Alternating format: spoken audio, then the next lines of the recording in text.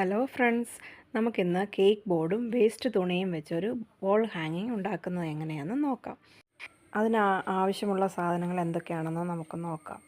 ആദ്യം നമുക്കൊരു cake board വേണം, പിന്നെ ഒരു വേസ്റ്റ് ക്ലോത്ത് ഏതെങ്കിലും, പിന്നെ ത്രെഡ് വേണം, പിന്നെ നമുക്ക് കട്ടിയുള്ള സൈസ് വൂളുണ്ട്, അത് ഇഷ്ടമുള്ള കളേഴ്സ് എടുക്കാം.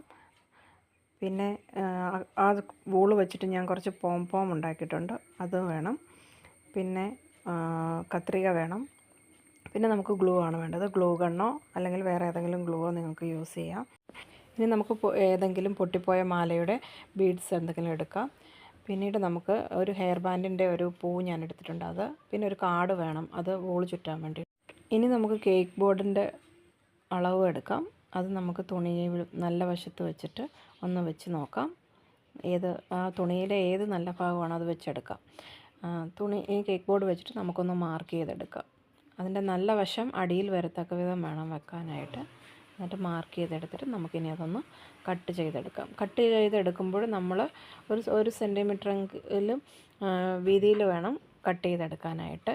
കാരണം നമുക്കത് അതിൻ്റെ ബാക്കിലോട്ട് വെച്ച് ഒട്ടിക്കേണ്ടതായതുകൊണ്ട് അങ്ങനെ വേണം നമ്മളത് കട്ട് ചെയ്തെടുക്കാൻ വേണ്ടിയിട്ട്. കട്ട് ചെയ്തെടുത്തിട്ടുണ്ട്. ഇനി നമുക്ക് കേക്ക് ബോർഡ് വെച്ച് നോക്കാം. ഇനി അതിൻ്റെ നല്ല ഭാഗം വെച്ച് നോക്കാം. ഇങ്ങനെ ആയിരിക്കും അതിരിക്കുക.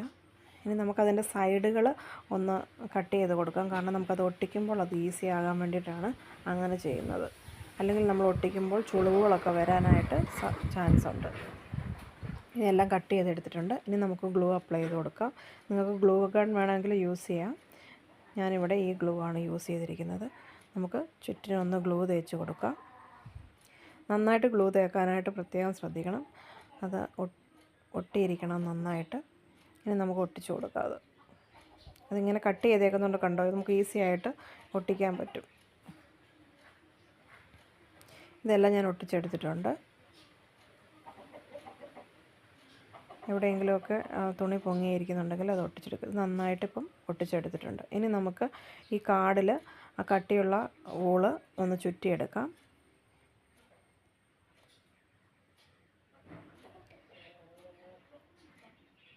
നന്നായിട്ട് അതൊന്ന് ചുറ്റിയെടുക്കാം. നമ്മൾ ചുറ്റിയെടുക്കുന്ന എന്തോരം ചുറ്റുന്നോ അതിനനുസരിച്ചുള്ള ഭംഗി വരും അതിന്. ഞാനിപ്പോൾ കുറച്ച് ചുറ്റിയെടുത്തിട്ടുണ്ട്. ഇനി നമുക്കതൊന്ന് മുകളിൽ കെട്ടിക്കൊടുക്കാം. മുകൾ വശത്താണ് കെട്ടിക്കൊടുക്കേണ്ടത്. നന്നായിട്ട് ടൈറ്റായിട്ട് കെട്ടുവാൻ പ്രത്യേകം ശ്രദ്ധിക്കണം. അത് കെട്ടിക്കൊടുത്തതിന് ശേഷം നമുക്ക് ആ ത്രെഡ് താഴെ ഒന്ന് കട്ട് ചെയ്ത് കൊടുക്കാം. താഴെ ഒന്ന് കട്ട് ചെയ്ത് കൊടുക്കാം നമുക്ക്. അതിന് ശേഷം ആ കാർഡ് മാറ്റിയിട്ട് അത് കുറച്ചും കൂടെ താഴെയായിട്ട് അതൊന്ന് കെട്ടിക്കൊടുക്കാം. അതൊന്ന് അടുക്കി ചേർത്ത് പിടിച്ചതിന് ശേഷം കുറച്ച് നൂലെടുത്തിട്ട് അത് നന്നായിട്ടൊന്ന് ടൈറ്റായിട്ട് കെട്ടിക്കൊടുക്കാം.